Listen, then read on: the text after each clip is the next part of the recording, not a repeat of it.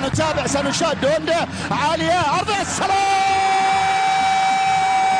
قذيفة يا درويش، قذيفة يا درويش، وأبناء زعبيل يتقدمون في الدقيقة السابعة.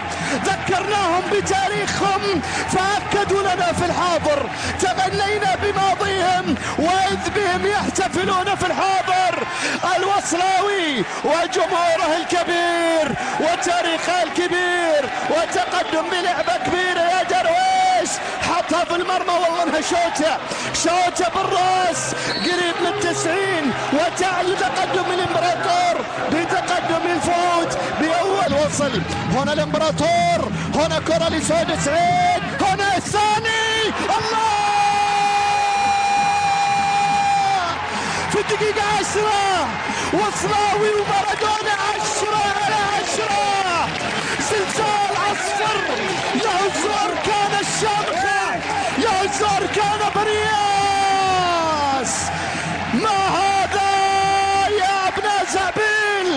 انه المستحيل بيم عينه، انه الابداع منقطع النظير، انه وصل الماضي والحاضر والمستقبل، انها لقطة من لقطاتهم، كانها لقطة من منذر لفات خميس، وكان الايام تعود.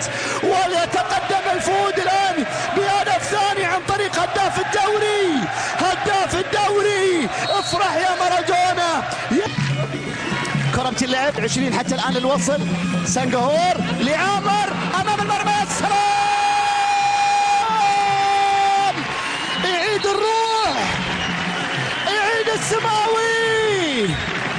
سنغهور نزل وعامر قلص الفارق واعلن عن اول اهداف بنياس في مرمى الوصل.